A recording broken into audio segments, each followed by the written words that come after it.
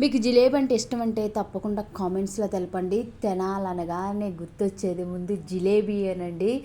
తెనాలి మనకి చాలా చాలా ఫేమస్ కదా. దాంట్లో ఫేమస్ అన్నిట్లోకి జిలేబీ చాలా ఫేమస్ అండి.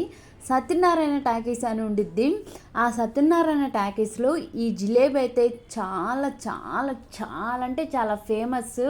ఎందుకంటే నేను తెనాలి వెళ్ళిన ప్రతిసారి కూడా ఖచ్చితంగా జిలేబీని తీసుకొని ఇంటికి వస్తానండి.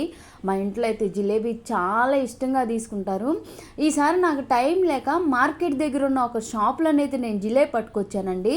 బాగానే ఉంది కానీ ఎక్కువ బెల్లం అయిపోయింది. మన తెనాల్లో బెల్లంతో చేసిన జిలేబీ చాలా చాలా ఫేమస్.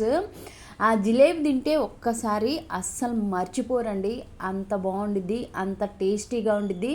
పంచదార అనేది అస్సలు వాడరు, బెల్లం మాత్రమే వాడతారు. అది సత్యనారాయణ టాకీస్ దగ్గర జిలేబీ ఒక్కసారి తింటే మళ్ళీ మళ్ళీ తినే జిలేబీ తెనాల్లో ఉంటుందండి.